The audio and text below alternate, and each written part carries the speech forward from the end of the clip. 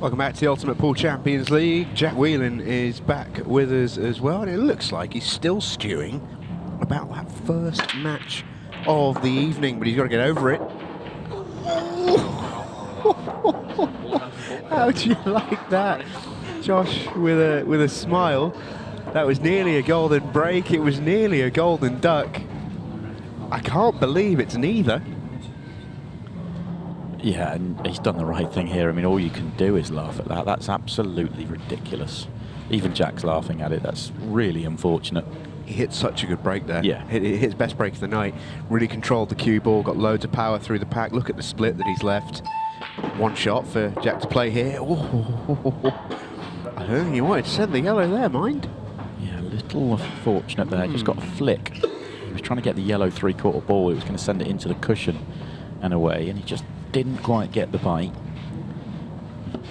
Fortunate in the end, but he's achieved what he needed to. He's now where he wants to make the clearance in terms of everything's in the open.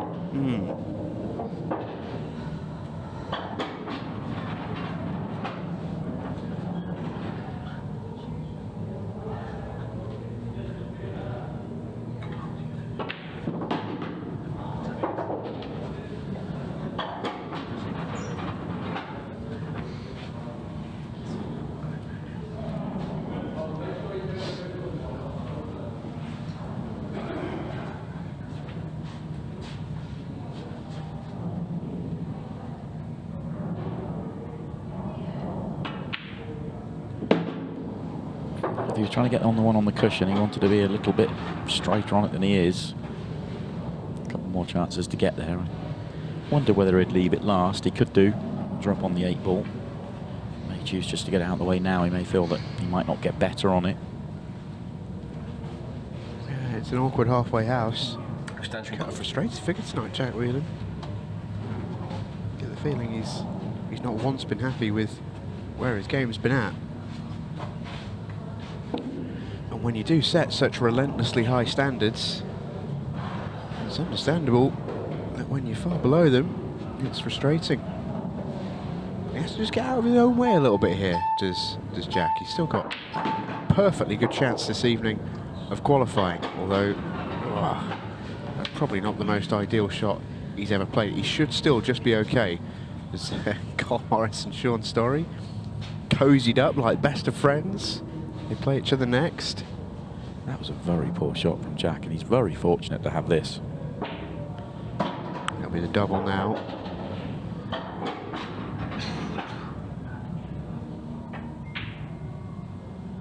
Floats in nicely. Yeah, this is very much a getting away with clearance for Jack Whelan. Doesn't have many of those.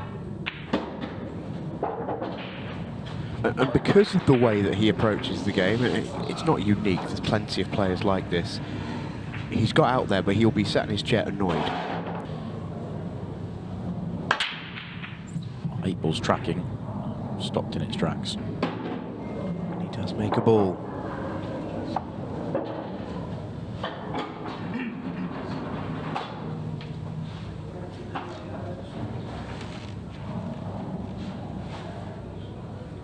As he normally does. Has a bit of a glare across at the Sean Story, Carl Morris area of the arena. I'm not sure if anything happened there. I think he did get disturbed in the first match by some noise on around the arena. Not saying it put him off, but he was certainly aware of it.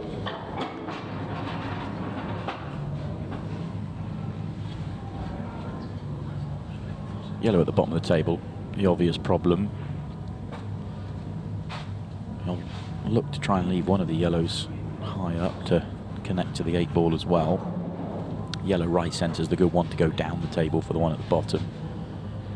So he can just get out past the yellow here and leave that yellow, I'd imagine.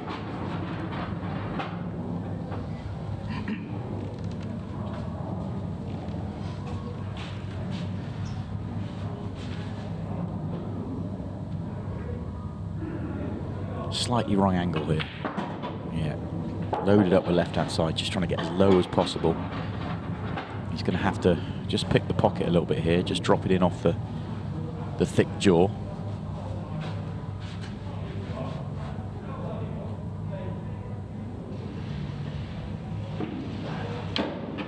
allows AK just to drop it in absolutely dead weight.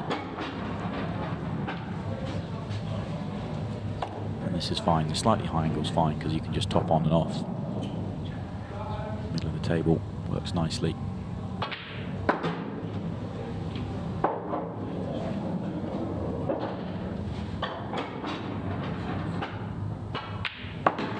A little bit more like it, this one. Nice pattern he's picked out. Agreed, much more like it. Recognised by Josh in his chair there.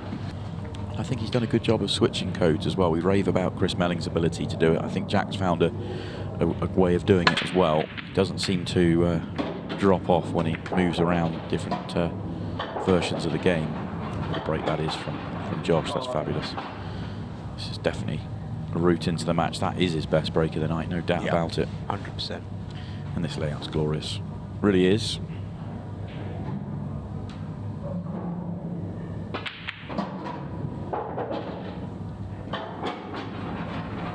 I'm surprised by that, playing it that way. Thought you'd just drop it in, leave the high angle, and then the natural takes you up the table. That red could have gone anywhere. I suppose it may have been blocking the yellow in the middle of the table to left centre, but he executed the shot well.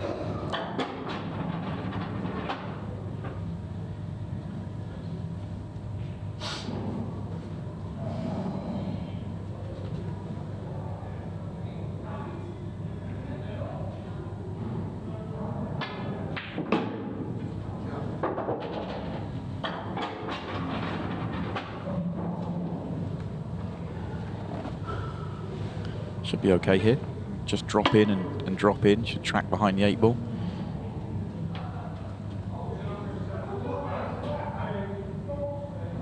Looks like he's going a bit more expansive than that. Still gets there though. It's a lovely shot.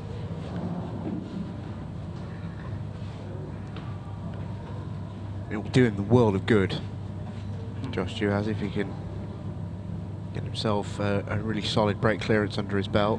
Did say in his interview he always feels like he's reaching a little bit to find the pace of the table and get himself set. Well, there it is. That is pin perfect. Jackal bares his teeth. 2-1 down. He's got all the room in the world and he's only moving the cue ball a minimal amount of distance.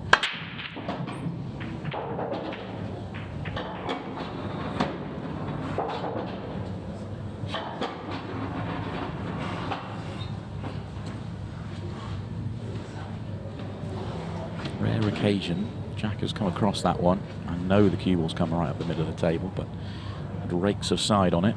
That's why he hasn't quite got the big explosion that he normally gets. Not quite as good as normal, that one.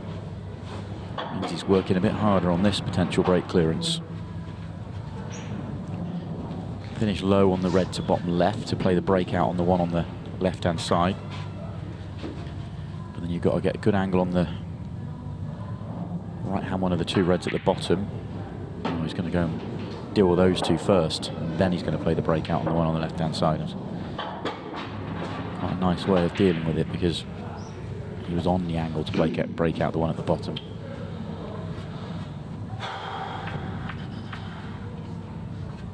Problem is it has taken a little bit of control away, and now he's got a shot to play. If he was straight here, wouldn't be so much of a problem, but he's got the angle, the 3/4 angle.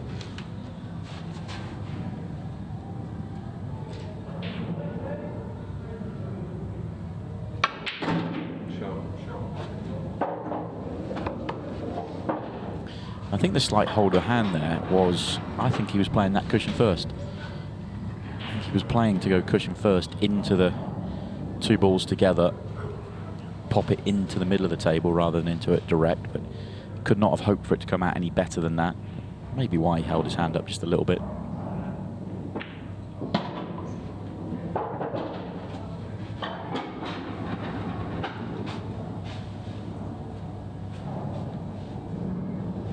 Pulls the cue ball back just a touch there. He rolls it in, which looked like the obvious thing to do to make it easy and not risk getting hampered on the next one. Then he's got the high angle on this red here, which stops him from being able to get angle on the the final red to get on the 8 ball. So subtle, but moving the cue ball 2 or 3 rolls back meant that he was in perfect shape to make it easy.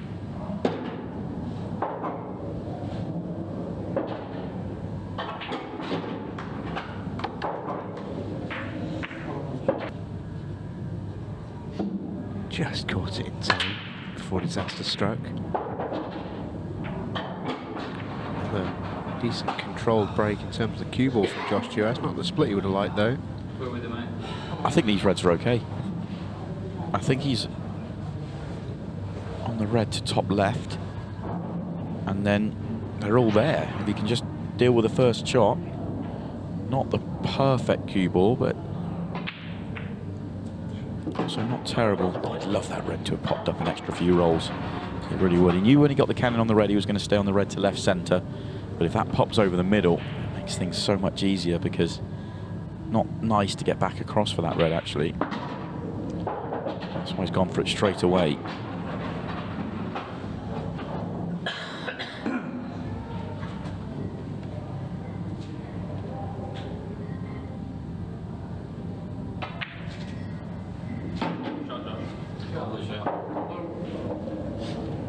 Excellent shot to get from that one on the right to this one on the left. A touch straight on it. I wonder if he'll just accept the plant. If he makes the plant next shot, then he essentially wins the frame. That's the way he would view it. Therefore he has played for it. Still a big shot though.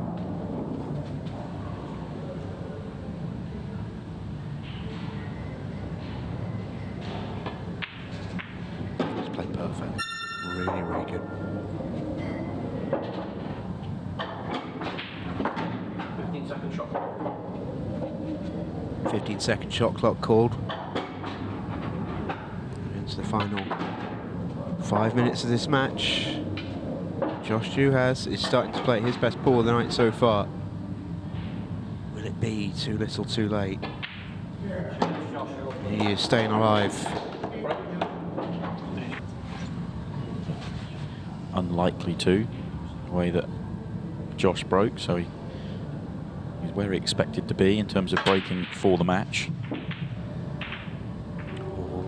How about this one? Grimace from the Wonder. Caught this break nicely, and he's been relying on a late ball dropping, but he doesn't get one there, and Josh Juhasz then has the chance to square things up. They all sort of came back together in the triangle area as well. They spread far and wide, and then have gone awkward again. The only ball that's a problem here for yellows is the 8 ball though. With that one going through the gap, those aren't bad at all.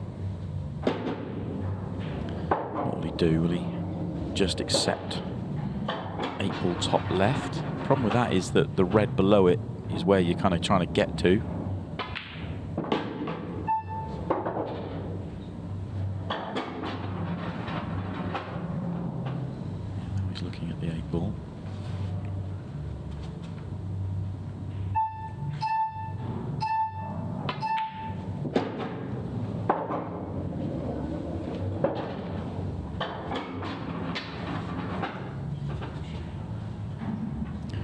Does the 8 ball go bottom right? I don't think it does. I don't think you can get to the potting angle, so yeah, that's a nice shot. Does it open it up to the centre pocket though, or is it still only the corner? You could probably make it off the jaw, off the red. So, yeah, this has been really good.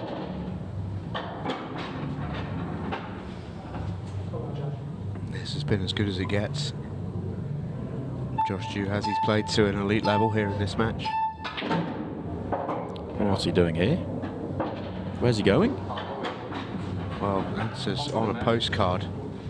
The 8 ball goes in the left centre, didn't it? I thought, on the previous camera angle we saw. Jack looks a little bit confused as well. Can still make it. But doesn't. It's a good job that he didn't. He was in off. Wow, it has all happened there. Well, I can only assume that the red wasn't as easy to the centre as I thought it might be. But really choosing to throw that cue ball around the table. I was actually just admiring the finish, thinking that the first break clearance he made in the match, I felt like he was throwing the cue ball around a little bit more than he perhaps needed to, but the last one, and this one in particular, he just had it really nice and tight, and it wasn't moving around, and he was making the game look easy. And then at the final second, he tries to throw it around the table. Incredible, really.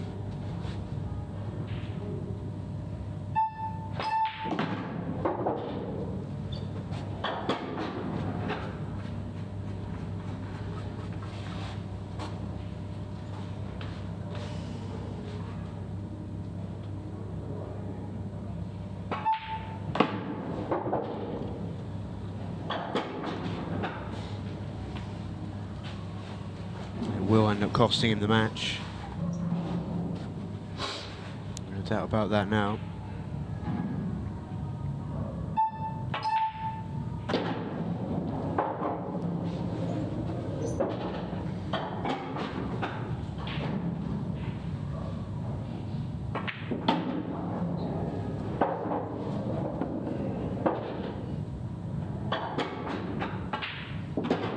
Well, had a little bit of everything, but Jack Whelan forced to be at his very best there. He played some great stuff. Josh Juhasz went with him every step of the way until a little bit of a rush of blood to the heads. Josh Juhasz eliminated, and he looks really gutted about that. And Jack Whelan stays alive, and he looks relieved about that.